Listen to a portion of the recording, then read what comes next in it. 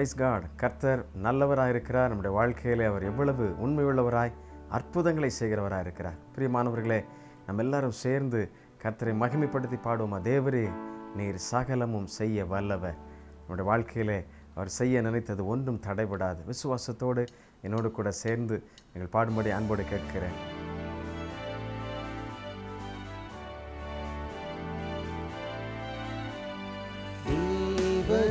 நீர் சகலமும் செய்ய வல்லவர். தேவனே, உமக்கொப்பான தேவன் யார்? தேவரே, நீர் சகலமும் செய்ய வல்லவர். தேவனே, உமக்கொப்பான தேவன் யார்? செய்ய நினைத்தது நிறைவேறும். நீர் செய்வதை தடுப்பவன் யார்? நீர் செய்ய நினைத்தது நிறைவேறும். நீர் செய்வதை தடுப்பவன் யார்?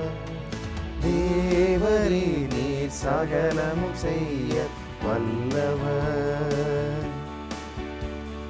தேவனே, உமக்கொப்பான தேவன் யார்? ஆண்டவரை பார்த்து சொல்லுங்க, அவரால் கூடாதது ஒன்றுமே இல்லை. அவருக்கு ஒப்பான தேவன் இந்த உலகத்தில் யாருமே இல்லை. அல்லேலூயா. தாயின் வயிற்றில் நாம் உருவாகும் முன்பே அவருடைய கண்கள் நம்மை கண்டது. இந்த வாழ்க்கையில் எல்லாவற்றையும் செய்கிறவர் அவர். சேர்ந்து கர்த்தரை உயர்த்தி பாடுமா? தரிசனம் தந்தவர் நீரல்லவா, தவறாமல் நிறைவேற்றி முடித்தீரே.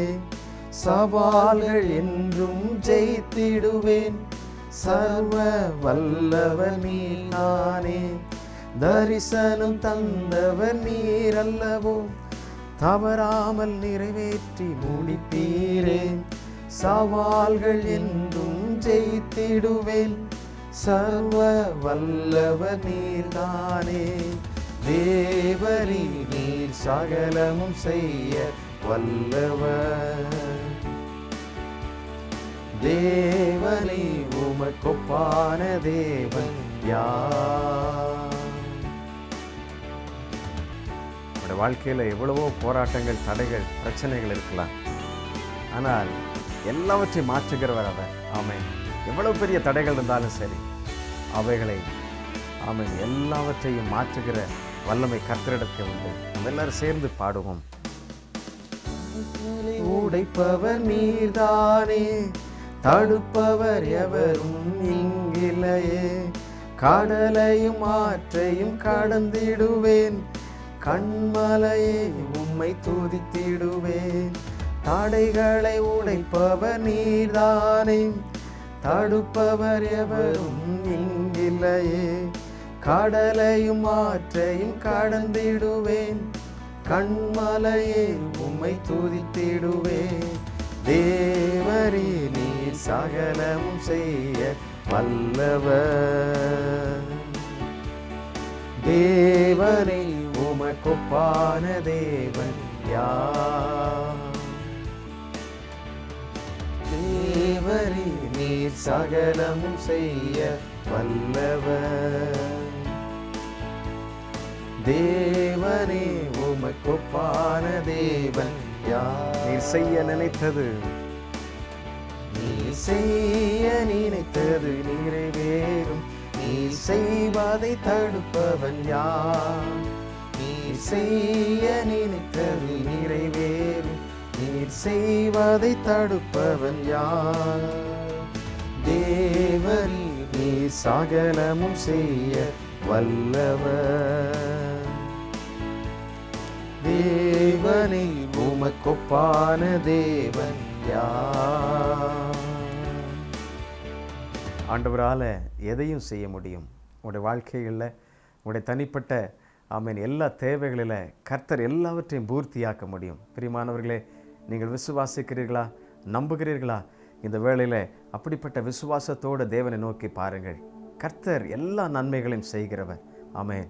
வேதத்திலிருந்து ஒரு வசனத்தை இன்றைக்கு நான் வாசித்து நம்ம அனைவரும் தியானம் செய்வோம். கர்த்தர் நமக்கு எப்படி செய்ய விரும்புகிறார், எப்படியெல்லாம் செய்திருக்கிறார் என்பதை குறித்து நாம் தியானிப்போம். அப்போஸ்தலனாகிய பவுல் ரோமர் எழுதின கடிதத்தில் 8ஆம் அதிகாரம் 28ஆம் வசனம். அப்போஸ்தலனாகிய பவுல் ரோமர் 8:28.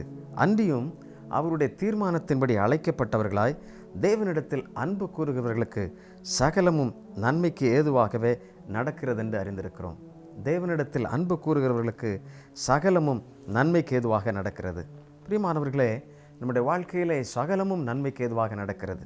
அப்படி என்றால் இதில் 2 காரியத்தை மிக முக்கியமாக ஆண்டவர் நமக்கு வெளிப்படுத்துகிறதை பார்க்கிறோம். அவருடைய தீர்மானத்தின்படி அழைக்கப்பட்டவர்களாக இருக்க வேண்டும். இந்த உலகத்திலே கொஞ்ச காலம் ஓடுகிற இந்த உலகத்திலே அவருடைய தீர்மானத்தின்படி, உங்களுக்கு ஒரு தீர்மானம் இருக்கலாம், உங்கள் வீட்டில் பலருக்கு பல்வேறு விதமான தீர்மானங்கள் இருக்கலாம். ஆனால் நம்முடைய சுவாச காற்றாய் நம்முடைய மூச்சாக இருப்பவர் நம்முடைய நாதர் இயேசு கிறிஸ்து. அவருடைய தீர்மானம் என்ன? நம்மை குறித்து அவருடைய தீர்மானம் என்ன? என்னை குறித்து அவருடைய தீர்மானம் என்ன? இந்த உலகத்தில் அவர் தோற்றுவித்ததனுடைய காரியம் என்ன என்பதை நாம் ஆராய்ந்து அவரோடு பேசி கண்டுபிடிப்போம் என்றால் அவரை பற்றி சொல்லுகிறார், சகலமும் நன்மைக்கு ஏதுவாக நடக்கிறது. அப்படின்றால் இந்த உலகத்தில் ஒரு கணவனும் மனைவியுமாக அவர்கள் குடும்பமாக வாழ்க்கையிலே ஆண்டவர் ஆசீர்வதித்து பிள்ளைகளை கொடுக்கிறார். பிள்ளைகளை குறித்த சில தீர்மானங்கள், பிள்ளைகளை குறித்த காரியங்களை அவர்கள் தீர்மானித்து இதை படிக்க வேண்டும், இப்படி செயல்பட வேண்டும், இப்படியெல்லாம் வாழ வேண்டும் என்று சொல்லி எண்ணுகிறார்கள். ஆனால் பரம தகப்பன் எவ்வளவா எண்ணுவார் பாருங்கள். நம்முடைய தலையிலிருந்து விழுகிற ஒரு முடியை கூட அவர் எண்ணி வைத்து அதை நமக்கு திரும்ப கொடுக்கிறவர். அவ்வளவு தூரத்திற்கு நம்ம மேலே கரிசனை உள்ள ஒரு பரலோக தகப்பன் அவர். அவர் நம்ம மேலே எவ்வளவு அக்கறை உள்ளவராக இருக்கிறார். அப்படி என்றால் எல்லாவற்றையும் நன்மைக்கு ஏதுவாகவே, அப்படி என்றால் அவருடைய தீர்மானத்தின்படி நாம் வாழும்படி அழைக்கப்படுகின்றோம். அவருடைய தீர்மானத்தின்படி நிறைய நேரங்களில் நம்ம விருப்பம் நடக்கணுங்கிறது நம்ம ஜெபிக்கிறது நல்லது தான், தவறே கிடையாது. அதே நேரத்தில் தேவனே உம்முடைய சித்தத்தின்படி ஆக கடவுது, உம்முடைய விருப்பத்தின்படியே என்னுடைய வாழ்க்கையில் நீர் எதை செய்ய நினைக்கிறீரோ அதை நடக்கட்டும் என்று சொல்லி நாம் அப்படி நம்முடைய ஆண்டவருடைய தீர்மானத்திற்கு நம்மை ஒப்பு கொடுக்கும் பொழுது கர்த்தர் நம்மை கொண்டு ஒரு பெரிய காரியங்களை இந்த பூமியில் நிறைவேற்றுவார். பிரியமானவர்களே, அவர் செய்ய வேண்டியதை நீங்களும் நானும் தொடர்ச்சியாக செய்ய வேண்டும். நீங்கள் தேவனுடைய பிள்ளைகள், நீங்களும் நானும் தேவனுக்கென்று இந்த உலகில் வாழ்ந்து கொண்டிருக்கிறோம். அப்படின்றால் எனக்கென்று வாழக்கூடாதா அப்படின்னு நினைக்கிறீங்களா? நான் எதையும் செய்ய முடியாதா அப்படின்னு நினைக்கிறீங்களா? நீங்கள் நினைக்கிறத காட்டிலும், நீங்கள் உங்களுக்கென்று வாழ்கிறத காட்டிலும் பரலோக தகப்பன் அதிக ஈவை உங்களுக்கு கொடுப்பார் அல்லவா? சிறந்த நன்மை உங்களுக்கு கொடுப்பார் அல்லவா? அதைத்தான் இன்றைக்கு அநேகர் நாம் புரிந்து கொள்வதில்லை. நாம் ஒரு சின்ன காரியத்தை தான் கேட்கிறோம், ஆனால் ஆண்டவர் எதிர்பார்க்கிற நான் உனக்கு இதைவிட பெரிய நன்மை வைத்திருக்கிறேன் என்று சொல்லுகிறார்.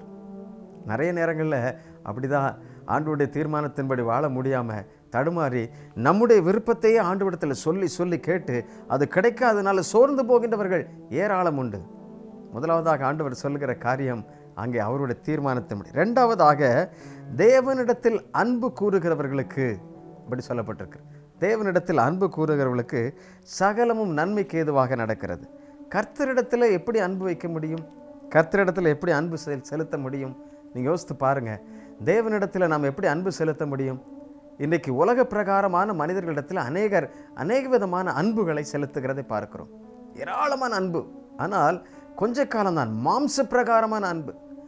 உலகத்தில் கொஞ்ச தூர வாழ்க்கைக்காக அவர்கள் செலுத்துகின்ற அன்பு கொஞ்ச தூர ஓட்டத்தில் முடிந்து விடுகிறதை பார்க்கிறோம். எத்தனையோ குடும்பங்களிலே அப்படிப்பட்ட தடுமாற்றங்கள், பிள்ளைகள் பெற்றோருக்கு விரோதமாக எழும்பி வருகிறதை பார்க்கிறோம். அநேக குடும்பங்களில் கணவன் மனைவிக்கு விரோதமாக, மனைவி கணவனுக்கு விரோதமாக ஏற்றுக்கொள்ள முடியவில்லை.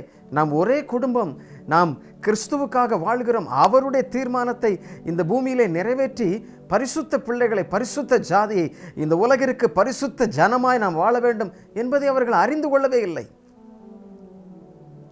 சம்பாத்தியம் பண்ணணும், சுகபோகமாக வாழணும், ஆஸ்தியோடு கூட இருக்கணும், இப்படி தான் அநேகர் யோசிக்கிறதை நான் பார்க்க முடிகிறது. இந்த உலகம் என்பது தேவன் நமக்கு கொடுத்திருக்கிற ஒரு வாழ்வு, ஒரு கடந்து செல்லுகின்ற ஒரு பாதை. இந்த பாதையில் நாம் கர்த்தருக்கென்று உண்மை உள்ளவர்களாக இருக்க வேண்டும். வசனம் அப்படித்தான் நமக்கு சொல்லுகிறது. அவருடைய தீர்மானத்தின்படி அப்போஸ்தலனாகிய பவுல் அழைக்கப்படும் பொழுது ரொம்ப சிறப்பாக அவர் என்ன நினைக்கிறார்? அதற்கு முன்பதாக எல்லா மனிதர்களையும் கொன்றுவிட வேண்டும், கிறிஸ்தவத்தையே அழித்து விட வேண்டும் என்று சொல்லி துடியாய் துடித்தவர். மிகப்பெரிய பணக்காரர், மிகப்பெரிய உயர்ந்த படிப்பு படித்தவர், உயர்ந்த செல்வந்தராக இருந்தவர். ஆனால் ஆண்டவர் அவரை சந்திக்கும் பொழுது கண் தெரியாதவராய், கையிலாக கொடுக்கிறவராய், இன்னொருவருடைய உதவியோடு கூட நடக்கின்ற சூழ்நிலை அவருக்கு வந்துவிட்டது. இறுதியிலே தமஸ்கு வீதியிலே கர்த்தர் சந்திக்கிறார். தேவனுடைய சித்தம் என்ன என்பதை உணர்கிறார். ஆண்டவரே, உமக்கு விரோதமாய் நான் பாவம் செய்து விட்டேன், என்னை மன்னியும். முள்ளில் உதைப்பது உனக்கு கடினமாமே. தேவனுடைய சத்தத்தை கேட்ட பின்பு அப்போஸ்தலனாகிய பவுலுடைய வாழ்க்கை முழுவதும் திரும்பிவிட்டது. அவருடைய தீர்மானத்தை, அவருடைய விருப்பத்தை, அவர் மேல் அன்பு கூர்ந்து அவருக்காக செயல்பட ஆரம்பித்தார். இன்றைக்கு எத்தனையோ மனிதர்கள், எத்தனையோ ஊழியர்கள், எத்தனையோ பரிசுத்தவான்கள் அப்படி கர்த்தருக்கென்று எல்லா பாடுகளையும் சகித்து கொண்டு கர்த்தருக்கென்று உண்மையாக இருக்கிறார்கள். பிரியமான தேவனுடைய பிள்ளைகளே, விசுவாசிகளே, கர்த்தருக்கென்று வாழ்கிறவர்களே, உங்களுடைய வாழ்க்கையிலே வருகின்ற போராட்டங்களை குறித்து நீங்கள் பயப்படாதிருங்கள். தேவனுடைய சமூகத்திற்கு நீங்கள் வாருங்கள். தேவனை குறித்து, தேவனை நீங்கள் ஆழமாய் அறிந்து கொள்ளுங்கள். தேவனுடைய சித்தம் என்ன என்பதை புரிந்து கொள்ளுங்கள். அவருடைய தீர்மானத்தின்படி அவரிடத்தில் அன்பு கூறுகிறவர்களுக்கு சகலமும் நன்மைக்கு ஏதுவாக இருக்கிறது. அது நீங்கள் உபத்திரவங்களாக இருக்கலாம், பாடுகளாக இருக்கலாம், பிரச்சனைகளாக இருக்கலாம். எவைகளாக இருந்தாலும் அது நன்மைக்காக முடியும், தீமைக்காக முடியாது, நன்மைக்காக முடியும். நீங்கள் அவமானப்பட்ட இடங்களிலே உங்கள் தலையை உயர்த்துகிறவர் அவர். கடந்த முறை நாம் பார்த்தோம், யோசேப்பை குழியிலே தூக்கி எறிந்துவிட்டு சென்றார்கள். திரும்ப யோசேப்பின் இடத்துல தான் வந்து நின்றார்கள். ஆண்டவர் எதிரிகளின் மத்தியிலும், எதிரி நாட்டில் கூட உங்கள் தலையை உயர்த்தி அநேகருக்கு முன்பதாக அநேகருக்கு வாழ்வு கொடுக்க முடியும். நீங்கள் விசுவாசிப்பீர்கள் என்றால், அவரிடத்தில் அன்பு கூறுவீர்கள் என்றால், முழுமையாக அவரை நீங்கள் சார்ந்திருப்பீர்கள் என்றால் கர்த்தரால் அதை செய்ய முடியும். அப்போஸ்தலனாகிய பவுல் சந்திக்காத உபத்திரவமா? எத்தனையோ முறை சிறைச்சாலைக்குள்ளாக, எத்தனையோ முறை கப்பர் சேதத்தில், எத்தனையோ முறை மிலாறுகளினால், கயிறுகளினால் அடிக்கப்பட்டார், குற்றுயிராக விடப்பட்டார். ஆனால் அவருடைய தீர்மானம் என்னுடைய வாழ்க்கையில் நிறைவேறட்டும் என்று சொல்லி எல்லா உபத்திரவங்களையும், பாடுகளையும் அவர் ஏற்றுக்கொண்டார். கவலைப்படவே இல்லை. கர்த்தர் செய்ய நினைத்தது நடக்குமா? நிச்சயமாய் நடக்கும். கர்த்தர் செய்ய நினைத்தது தடைபடுமா? ஒரு நாளும் தடைபடாது. ஒருவரும் அதை தடுத்து நிறுத்த முடியாது. உங்கள் வாழ்க்கையில் ஆண்டவர் செய்ய நினைத்ததை ஒருவரும் தடுக்க முடியாது. நீங்கள் தேவனுக்குரியவர்களாய் அவருடைய தீர்மானத்தின்படி அவர் மேல நீங்க அன்பு கூர்ந்திருப்பீங்க என்றால், ஆமென், பரலோகத்தின் ஆண்டவர் உங்களை ஒவ்வொரு நாளும் கண்காணித்து கொண்டிருக்கிறார். உங்கள் மீது ஒருவரும் கை போட முடியாது. ஒருவரும் உங்களுடைய நன்மையை, தேவன் கொடுக்கிற நன்மையை, உங்கள் மீது வைத்திருக்கிற நன்மையை ஒருவரும் தடுக்க முடியாது. அப்படி என்றால் அவருடைய விருப்பத்தின்படி, அவருடைய தீர்மானத்தின்படி நாம் வாழ அழைக்கப்படுகிறோம். ஆபிரகாமுக்கு ஆண்டவர் சொல்லும் பொழுது, நான் உன் சந்ததியை ஆசீர்வதிப்பேன் என்று சொல்லி அங்கே அழகாக அவர் சொல்லுகிறது மாத்திரமல்ல, உன் சந்ததியை பெருக பண்ணுவேன் என்று சொன்ன ஆண்டவர் அதை செய்தாரா? அதை செய்து கொண்டே இருந்தார். ஈசாக்கு பிறப்பதற்கு சில ஆண்டுகள் கடந்து போனது, வாய்ப்பே இல்லை என்கிற சூழ்நிலை இருந்தது. ஆனாலும் கர்த்தர் அதை செய்தார். ஈசாக்கை குறித்து நாம் வாசிக்கும் பொழுது ஆதியாகமம் 26ஆம் அதிகாரத்தில் நீங்கள் திருப்பிக் கொள்வீர்கள் என்றால், அங்கே சொல்லப்பட்டிருக்கிற ஆபிரகாமின் நாட்களில் உண்டான பஞ்சத்தை அல்லாமல் பின்னும் ஒரு பஞ்சம் தேசத்தில் உண்டாயிற்று. அப்பொழுது ஈசாக்கு பெலிஸ்தருக்கு ராஜாவாகிய அபிமெலேக்கினிடத்தில் கேராருக்கு போனான் என்று சொல்லப்பட்டிருக்கிறது. ஆபிரகாம் நாட்களிலும் ஒரு பெரிய பஞ்சம் இருந்தது. ஈசாக்கு வாழும் பொழுதும் ஒரு பெரிய பஞ்சம் இருந்தது. என்ன செய்வதென்று தெரியாமல் கேராரில் அபிமெலேக் என்கிற ஒரு ராஜா இருக்கிறான். அவனிடத்தில் போய் ஏதாவது உதவி கிடைக்குமா என்று சொல்லி எதிர்பார்க்கிறான். முதல் வசனம் முடிந்த பின்பு 2வது வசனம் நமக்கு என்ன சொல்கிறது பாருங்கள். கர்த்தர் அவனுக்கு தரிசனமாகி, நீ எகிப்துக்கு போகாமல் நான் உனக்கு சொல்லும் தேசத்திலே குடியிரு என்று சொல்லுகிறார். இந்த தேசத்திலே நீ வாசம் பண்ணு, நான் உன்னோட கூட இருந்து உன்னை ஆசீர்வதிப்பேன். நான் உனக்கும் உன் சந்ததிக்கும் இந்த தேசங்கள் யாவையும் தந்து உன் தகப்பனாகிய ஆபிரகாமுக்கு நான் இட்ட ஆணையை நிறைவேற்றுவேன் என்று சொல்லுகிறார். ஆண்டவர் ஒரு வாக்கு கொடுத்துட்டார் என்றால், ஒரு மேலே அன்பு செலுத்திட்டார் என்றால், அந்த அன்பை அவரால் விடவே முடியாது. இறுதி பரியந்தம் இந்த உலகத்தில் உள்ள மனிதர்கள் கொஞ்சம் தூரம் வருவாங்க, அன்பு செலுத்திட்டு விட்டுருவாங்க. பணம் இருக்க வரைக்கும் வருவாங்க, பின்னால் ஓடி போயிடுவாங்க. அதுக்கப்புறம் யாருமே இருக்க மாட்டாங்க. நம்ம நேசிப்பதற்கு ஆளே இருக்காது. கொஞ்சம் அழகாக இருக்கும் பொழுது, நல்ல துடுக்கா மிடுக்கா வேலை செய்யும் பொழுது, வாலிப வயதில் பலர் உங்ககிட்ட இருப்பாங்க. கொஞ்சம் சோகமா இல்லை என்றால் பேச்சு தடுமாறும் பொழுது, இல்லை என்றால் உங்களுடைய சரீரத்தின் முதிர்ச்சி வரும் பொழுது, உங்களை நேசிப்பதற்கு ஒருவரும் இல்லாமல் இருக்கலாம், அன்பு செலுத்துவதற்கு யாரும் இல்லாமல் இருக்கலாம். ஆனால் நீங்கள் தேவனிடத்தில் அன்பு செலுத்தி பாருங்கள். அவருடைய பிரசன்னம் உங்களை ஒவ்வொரு நாளும் அப்படி மழையாய் நிரப்பும். ஆமேன். அவருடைய சமூகம் பேரின்பமாக இருக்கும். தேவதூதர்கள் உங்களுடைய வீடுகளில் ஏறுகிறவர்களாக இறங்குகிறவர்களாக இருப்பார்கள். ஒருவரும் அதை தடுக்க முடியாது. உங்களுடைய மகிழ்ச்சியை ஒருவரும் கெடுத்துவிட முடியாது. உங்களுடைய தூக்கத்தை ஒருவரும் தடை போட முடியாது. நீங்கள் தேவனோடு கூட இருப்பீர்கள் என்றால் யாரும் தடுக்க முடியாது. பஞ்சம் என்ன, பட்டினி என்ன, கொள்ளை என்ன, கொலை நோய் என்ன, எதுவானாலும் உங்களை தடுக்க முடியாது. தேவனுடைய பிள்ளைகளாக இருந்தாலும் மரணம் வந்தால் என்ன, அவருடைய தீர்மானம்தான் என்னுடைய வாழ்க்கையில் நிறைவேறும். அப்படிப்பட்ட விசுவாசத்தோடு கூட வாழும் பொழுது உங்களுடைய வாழ்க்கை ஒரு நாளும் தடுமாறாது. நீங்கள் சோர்ந்து போயிருக்கின்றீர்களோ, பல போராட்டங்களை சந்தித்து கொண்டே இருக்கின்றீர்களோ, பல பிரச்சனைகளோடு கூட இருக்கின்றீர்களோ, பயப்படாதீர்கள். 2 காரியத்தை முழுமையாக நீங்கள் செய்யுங்கள். ஆண்டவர், உம்முடைய தீர்மானம் என்ன என்னுடைய வாழ்க்கையிலே? இதை கேட்டு அதை அறிந்து கொள்ளுங்கள். ஆண்டவரோடு உட்கார்ந்து பேசுங்கள். வேதத்தை எடுத்து அமைதியான சூழ்நிலை வாசித்து பாருங்கள். எப்பொழுதும் மொபைல் ஃபோன், தொலைக்காட்சி என்று சொல்லி எல்லாவற்றையும் வைத்துக் கொள்ளாதீர்கள். சில நிமிட நேரங்கள், சில மணித்துளிகள் தனிமையாய் ஒதுக்குங்கள்.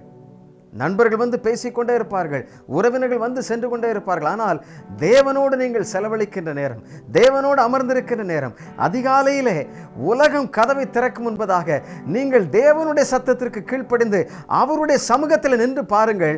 அந்த நாளின் மகிழ்ச்சியை ஒருவரும் கெடுத்து போட முடியாது. ஹல்லேலூயா. உங்களுடைய வாழ்க்கையில் ஒருவரும் குறுக்கிட முடியாது. ஆமென். உங்களுடைய சமாதானத்தை யாரும் தொட முடியாது. காரணம், ஆண்டவர் உங்களை ஆளுகை செய்வார். பரலோக தேவனின் மகிழ்ச்சி உங்களுக்குள்ளாக இருக்கும். பஞ்சம் வந்த பொழுது கூட ஈசாக்கு அப்படி யோசித்து தான் பார்க்கிறான், அங்க போகலாமா இங்க போகலாமான்னு. ஆண்டவர் சொல்லுகிறார், நான் சொல்லும் தேசத்திலே நீ அமர்ந்திரு, நான் சொல்லுகின்ற இடத்திலே. அப்படியே செய்தான். என்ன நடக்கிறது பாருங்கள்.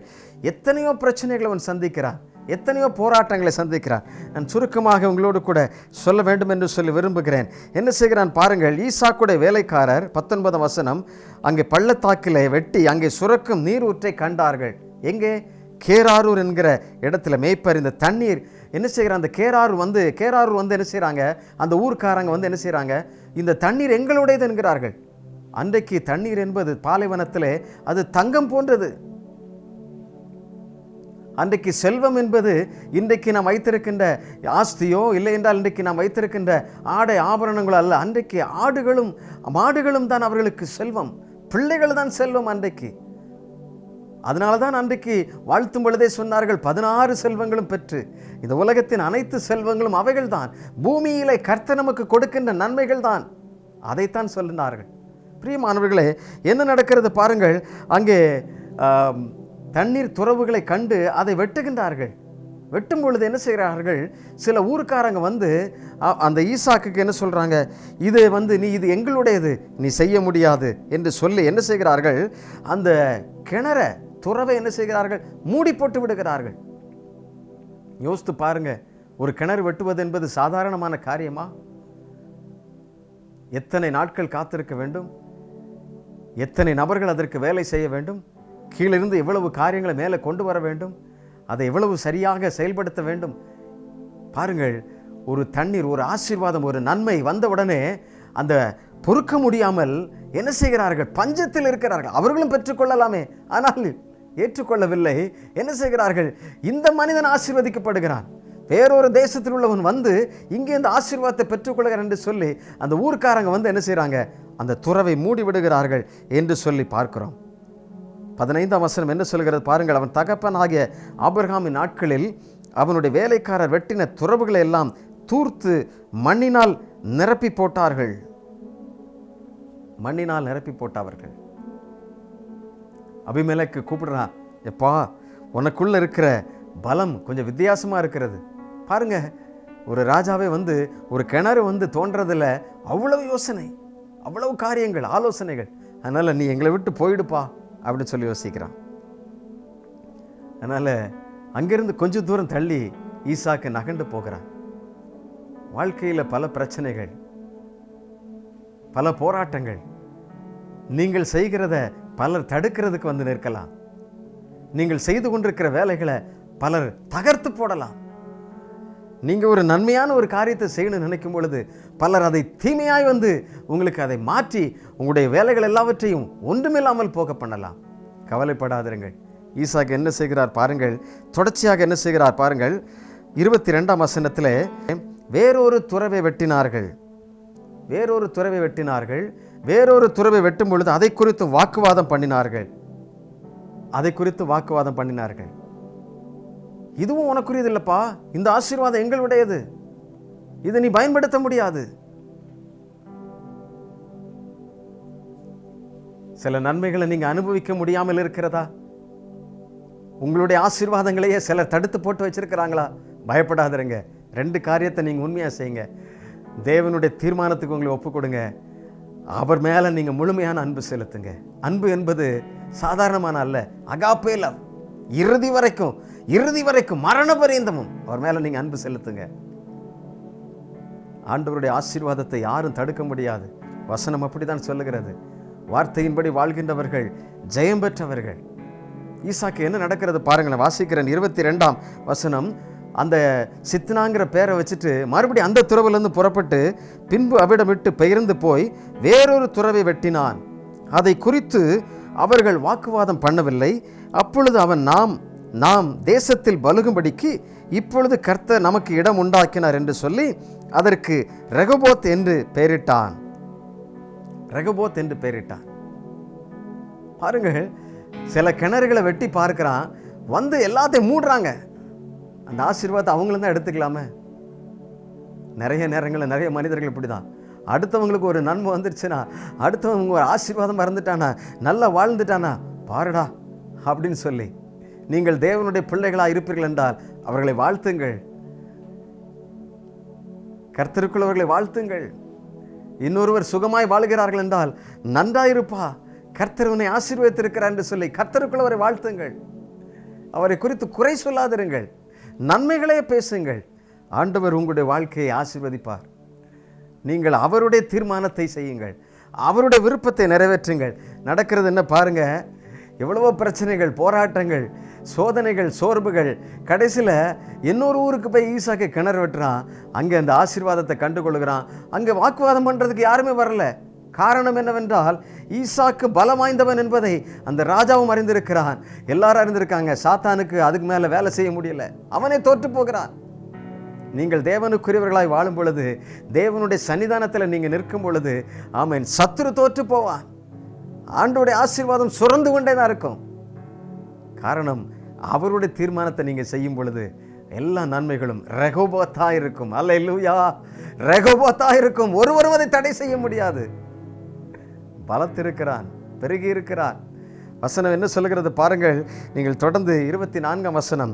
அன்று ராத்திரிகளை கர்த்தர் அவனுக்கு தரிசனமாகி, யாருக்கு? ஈசாக்கு தரிசனமாகி, நான் உன் தகப்பனாகிய ஆபிரகாமுடைய தேவன், பயப்படாதே, நான் உன்னோட கூட இருந்து என் ஊழியக்காரனாகிய ஆபிரகாம் நிமித்தம் உன்னை ஆசீர்வதித்து. என் ஊழியக்காரனாகிய தகப்பனுடைய பேரை சொல்லி பிள்ளைக்கு ஆசீர்வாதத்தை கொடுக்கிறார்.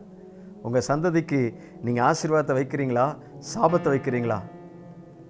அப்படி என்றால் நீங்கள் பயப்படாதீங்க. உங்களுக்கு வருகிற போராட்டங்களில் நீங்கள் தோண்டு போயிடாதீங்க. ரெகோபோத்தை கர்த்தர் உங்களுக்கு வைத்திருக்கிறார். இது இல்லைன்னா அது தேவ தரிசனத்திற்கு, தேவ தீர்மானத்திற்கு உங்களை விட்டு கொடுத்து பாருங்கள். உங்களுடைய வாழ்க்கையில் கர்த்தர் நன்மைகளை செய்வார். அவர் மேல் அன்பு கூறுங்கள். ஆண்டவரே, நான் உமக்காக இன்னும் என்ன செய்யட்டப்பா? உங்களுடைய ஊழியத்திற்காக நான் என்ன செய்யட்டும்? உங்களுடைய பணிக்காக நான் என்ன செய்யட்டும்? நான் இந்த உலகத்தில் உமக்காக எப்படி வாழட்டும்? நீங்கள் ஆண்டவரிடத்தில் கேட்டு பாருங்கள். அந்த நன்மையை ஒருவரும் தடுத்து போட முடியாது. ஆபிரகாம் நிமித்தம் நான் உன்னை ஆசீர்வதித்து என்று சொல்லி உன் சந்ததியை பெருக பண்ணுவேன் என்று சொன்னார். அவர் சொன்னதுபடி நடந்துச்சா? நடந்துச்சு. அங்கே அவன் ஒரு பலிபீடத்தை கட்டி கர்த்தருடைய நாமத்தை தொழுது கொண்டு அங்கே தன் கூடாரத்தை போட்டான். அவ்விடத்தில் ஈசாக்கின் வேலைக்காரர் ஒரு துறவை வெட்டினார்கள். கர்த்தர் எவ்வளவு நன்மைகளை செய்கிறவர் பாருங்கள், எவ்வளவு ஆசீர்வாதங்களை செய்கிறவர் பாருங்கள். அவர் செய்ய நினைத்தது ஒன்றும் உங்களுடைய வாழ்க்கையில் தடைபட முடியாது. யாரும் தடுத்து போட முடியாது. நீங்கள் விசுவாசிக்கிறீங்களா? ஈசாக்குக்கு பாருங்க, கடைசியில் அந்த ஆசீர்வாதத்தை பார்த்த உடனே, அந்த நன்மைகளை பார்த்த உடனே, அவைகள் பலுகி பெருகுகிறத பார்த்த உடனே இந்த பெலிஸ்தர்லாம் வந்து, ஐயா, நாங்களும் உங்களோட கூட வாழலாம்னு நினைக்கிறோம். அல்லேலூயா. கர்த்தருக்கென்று நீங்கள் உண்மையாக இருக்கும் பொழுது உங்களுடைய எதிராளிகள் கூட உங்கள் பட்சத்தில் வருவாங்க. உங்களை விரோதிக்கிறவர்கள் உங்களை தேடி வருவாங்க. நீங்கள் விட்டுறாதீங்க. கர்த்தருக்கென்று உண்மையாக இருங்கள். அவருடைய தீர்மானத்தில் அவர் மேலே அன்பு செலுத்தி கொண்டே இருங்கள். அல்லேலூயா. ஆபிரகாமுக்கு சொன்ன வார்த்தை ஆண்டவர் நிறைவேற்றாமல் போனாரா? நிறைவேற்றினார். ஈசாக்குக்கு செய்தாரா? செய்தார். சொன்னபடியே செய்தார். பஞ்சத்தில் கூட அவனுக்கு 100 மடங்கு ஆசீர்வாதத்தை கர்த்தர் கொடுத்தார் என்று சொல்லி பார்க்கிறோம். 100 மடங்கு ஆசீர்வாதம். எப்படி அந்த ஆசீர்வாதம்? ஒருவரும் தடை செய்ய முடியாது. எல்லாரும் வந்து மூடிட்டாங்க. எல்லா வேலைகளையும் தடுத்து போட்டாங்க. உங்களுடைய வாழ்க்கையில் அப்படி பல காரியங்களை பலர் எதை எடுத்தாலும் தடை இருக்கிறதா? எதை எடுத்தாலும் பிரச்சனை நினைக்கிறீங்களா? எந்த தொழிலை தொட்டாலும் எதை கை வச்சாலும் நஷ்டம் நினைக்கிறீங்களா? தெய்வ சமூகத்துக்கு வாங்க. ஆண்டவரே, உம்முடைய தீர்மானம் தான் என்ன? என்னை குறித்து உம்முடைய தீர்மானம் தான் என்ன அப்படின்னு நீங்கள் கேட்டு பாருங்கள். வாழ்க்கையை மகிழ்ச்சியாக்குவார். வாழ்க்கையை சுதந்திரமாக்குவார். அது மாத்திரமல்ல, அவர் மேலே அன்பு செலுத்துங்க. அவர் மேலே அன்பு செலுத்துங்க. Lord, I love you Lord. ஆண்டவரே, நான் உம்மை நேசிக்கிறேன். நான் உண்மையை நேசிக்கிறேன். ஆண்டவரிடத்தில் சொல்லி பாருங்க. அவர் தடைகளை உடைப்பார். எல்லாவற்றையும் மாற்றிவார். உங்களுடைய வாழ்க்கையில் எந்த பாதைகள்லாம் எவைகள்லாம் தடையாக இருக்கிறதோ அவைகளெல்லாம் தகர்த்து போடுவார். புதிய வாழ்க்கை உங்களுக்கு தருவார். விசுவாசத்தோடு கர்த்தரை நோக்கி பார்க்கலாமா? விசுவாசத்தோடு தேவனுடைய சமூகத்தை நோக்கி பார்க்கலாமா? தேவன் செய்ய நினைத்ததை ஒருவரும் தடுக்க முடியாது. உங்களுடைய வாழ்க்கையில் சகலமும் நன்மைக்கு ஏதுவாகவே உங்களுக்கு வைத்திருக்கின்றார். சகலமும் நன்மைக்கு ஏதுவாகவே. அவருடைய தீர்மானத்தின்படி வாழுங்கள். அவருடைய விருப்பத்தின்படி வாழுங்கள். அவர் மேலே அன்பு கூறுங்கள். அவர் எல்லாவற்றையும் உங்களுக்கு நன்மையாக்கி தருவார். எல்லாவற்றையும் உங்களுக்கு நன்மையாக்கி நிறைவாக்கி தருவார். கண்களை மூடி ஜெபிக்கலாமா? ஆண்டவரை நோக்கி பார்ப்போம். பஞ்சத்தில் கூட நீங்கள் விதைத்தால், பிரச்சனைகளை கூட நீங்கள் தேவனை சார்ந்து வாழும் பொழுது, தேவனோடு கூட இருக்கும் பொழுது, தேவனுடைய தீர்மானத்தை, தேவனுடைய சித்தத்தை, தேவன் மேல் அன்பு கூர்ந்து வாழும் பொழுது பஞ்சத்தில் கூட 100 மடங்கு ஆசீர்வாதம் வரும். பிரச்சனைகள் கூட உங்களுக்கு நன்மைகள் இருக்கும். உங்களை எதிர்த்தவங்கெல்லாம் வருவாங்க, சோர்ந்து போவாங்க. இல்லைன்னா எத்தனை கிணற ஈசாக்கு தோன்றான், மூடிக்கிட்டே இருக்கிறாங்க, பயப்படலை. கர்த்தர் ஒரு இடத்தை வைத்துப்பார். அது விசுவாசத்தோடு சார்ந்து இருக்கிறார். பெற்றுக்கொண்டார். எல்லாரும் தேடி வந்தாங்களா? தேடி வந்தார்கள். ஆபிரகாம் நிமித்தம் உன்னை நான் ஆசீர்வதிப்பேன் சொன்ன வாக்குத்தத்தை நிறைவேற்றினார். அவர் சொன்னபடியே உங்கள் ஒவ்வொருவருக்கும் செய்வார்.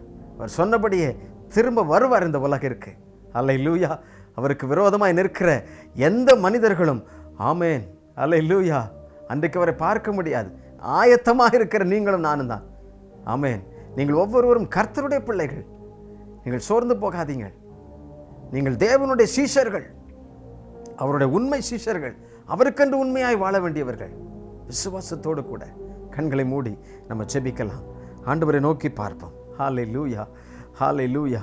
அவரால் கூடாதது ஒன்றுமே இல்லை. ஹல்லேலூயா, ஆமென். தேவரீ நீர் சகலமும் செய்ய வல்லவர். தேவனே உமக்கொப்பான தேவன் யார்? ஆண்டவருடைய சமூகத்தில் உங்களை தாழ்த்தி ஒப்பு கொடுங்க. ஆண்டவரே, உம்மிடத்தில் நான் அன்பு செலுத்த முடியாமல் போனதை மன்னியும். உம்முடைய தீர்மானத்தின்படி, உம்முடைய விருப்பத்தின்படி, உம்முடைய சித்தத்தின்படி வாழாமல் என்னுடைய வாழ்க்கையின்படி, என்னுடைய சுயத்தை நிறைவேற்றுவதற்கு, என்னுடைய விருப்பத்தை நிறைவேற்றுவதற்கு நான் அநேக முறை முயற்சி செய்திருக்கிறேன். அப்பா, என்னை மன்னியும். ஆண்டவரே, சகலமும் நன்மைக்காய் செய்கிறவர், ஈசாக்குக்கு செய்து முடித்தவர். ஆண்டவரே, அப்படி நீர் ஆசீர்வதிப்பீராக. உடைய பிள்ளைகள் ஆண்டவரே எந்தெந்த இடத்துல தோற்று போய், எந்தெந்த இடத்துல தோல்விகளோடு வெட்கத்தோடு தலைகுனிந்து நின்றார்களோ, ஆண்டவரே நீர் அவர்களுக்கு 100 மடங்கு ஆசீர்வாதத்தை கொடுப்பீராக. இன்றைக்கு உம்முடைய சமூகத்திற்கு திரும்புகின்ற, இன்றைக்கு உம்மை நோக்கி பார்க்கின்ற ஆண்டவரே, உம்முடைய தீர்மானத்தை மாத்திரம் செய்ய நினைக்கின்ற ஆண்டவரே, அப்படி தீர்மானித்திருக்கின்ற ஒவ்வொரு பிள்ளைகளையும், ஒவ்வொரு குடும்பங்களையும் கர்த்தர் நீர் ஆசீர்வதிக்கும்படியாக நான் ஜெபிக்கிறேன். அவருடைய வாழ்வில் எல்லையில்லா நன்மை உண்டாகட்டும். எதிராய் நின்ற பெலிஸ்தர்கள் ஆண்டவர்கள் பட்சத்தில் வரட்டும். சுவாமி ஆண்டவரே, எத்தனை ஆசீர்வாதங்கள் ஆண்டவரே தகர்ந்து போயணும், அவைகள் எல்லாம் உடைய பிள்ளைகள் ரெகபோத்தாய் திரும்ப பெற்றுக்கொள்வார்களாக, 100 மடங்காய் பெற்றுக்கொள்வார்களாக. கர்த்தர் அதை செய்வீராகப்பா. உடைய வாழ்க்கையில் ஒரு சுரப்பு உண்டாகட்டும் ஆண்டவரே, ஒரு ரெகபோத் உண்டாகட்டும் ஆண்டவரே, ஒரு மகிழ்ச்சி உண்டாகட்டும், ஒரு நன்மை உண்டாகட்டும் என்று நான் ஜெபிக்கிறேன் அப்பா. ஹல்லேலூயா. நன்றி ஆண்டவரே. எல்லா பொல்லாத பிசாசுடைய தந்திரங்கள், பலவீனங்கள் ஆண்டவரே உம்முடைய சமூகத்தை நோக்கி பார்க்க விடாதபடி, உம்முடைய சமூகத்திலே ஜெபிக்க விடாதபடி தடை செய்கிற எல்லா காரியங்களும் மறைந்து போவதாக. ஒவ்வொரு குடும்பங்களிலும் இதை ஆண்டவரே பார்த்து கொண்டிருக்கிற, கேட்டுக்கொண்டிருக்கிற ஒவ்வொரு பிள்ளைகளுடைய வாழ்க்கையிலும் ஒரு பெரிய நன்மை உண்டாகட்டும் என்று நான் ஜெபிக்கிறேன் அப்பா. கர்த்தர் கிருபை செய்வீராக. அவருடைய சந்ததிகளை ஆசீர்வதிக்கும்படியாக ஜெபிக்கிறேன். அவருடைய கையின் பிரயாசங்களை ஆசீர்வதிப்பீராக. நன்மை உண்டாகட்டும். சகல துதியும் கனமும் மகிமையும் உமக்கே செலுத்துகிறோம். இயேசுவின் நாமத்திலே ஜெபிக்கிறோம் ஜெபங்களும் நல்ல பிதாவே. ஆமென், ஆமென். கர்த்தர் உங்களுக்கு ஒரு பெரிய நன்மை வைத்திருக்கிறார். விசுவாசத்தோடு கர்த்தருக்கு நன்றி செலுத்துங்கள். அவருடைய தீர்மானத்தின்படி வாழுங்கள். அவர் மேலே முழுமையாக அன்பு செலுத்துங்கள். கர்த்தர் எல்லாவற்றையும் நன்மையாக்கி தருவார். உங்களுடைய அற்புதங்களையும் நன்மைகளையும் நீங்கள் எங்களுக்கு எழுதுங்கள். இல்லைன்றால் எங்களோடு கூட இந்த தொலைபேசி எண்ணுக்கு தொடர்பு கொள்ளுங்கள். நாம் ஜெபிப்போம். கர்த்தருக்கு நன்றி சொல்லுவோம். கர்த்தர் நம்மை வழி நடத்துவாராக. Thank you. God bless you all.